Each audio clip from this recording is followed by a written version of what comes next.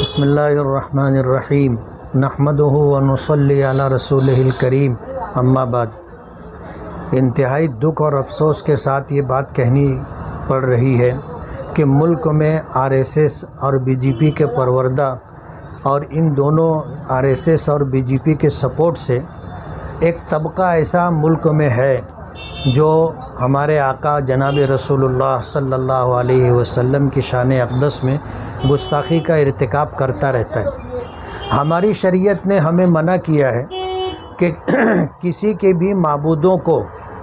چاہے تم انہیں حق پر نہ سمجھتے ہو ان کو برا بھلا نہ کہو، ورنہ وہ لوگ جو ہے نادانی میں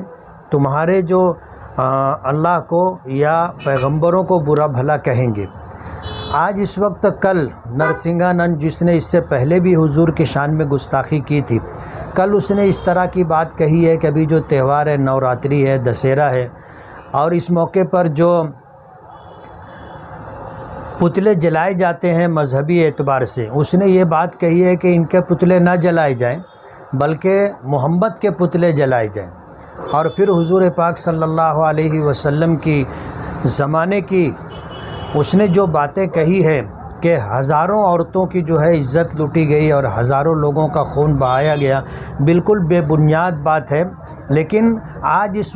وقت ملک میں ٹرینڈ بن گیا ہے کہ جس کو جھوٹی اور جلدی شہرت چاہیے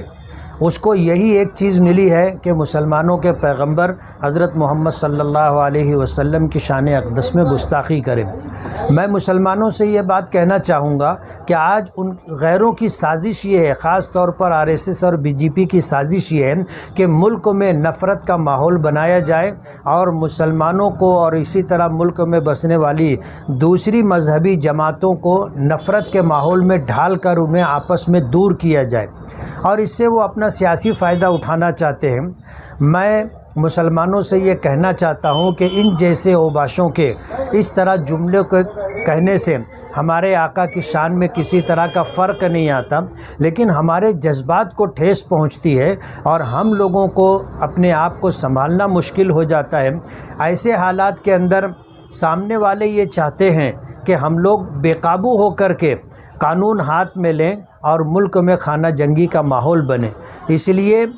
اس کا سیدھا سادہ راستہ یہ ہے کہ اگر ہم کو وہ اس طرح برانگیختہ کرتے ہیں تو اپنے آقا کی عزت و رفعت میں اضافہ ہو، ہم اپنی شریعت پر اور نبی کریم صلی اللہ علیہ وسلم کی لائے ہوئے دین اور ان کی سنتوں پر مضبوطی کے ساتھ عمل کریں اور فخر کے ساتھ کہیں کہ ہم مسلمان ہیں، اور فخر کے ساتھ کہیں کہ ہم محمد صلی اللہ علیہ وسلم کے امتی ہیں۔ اپنے آپ کو قابو میں رکھیں، جذبات سے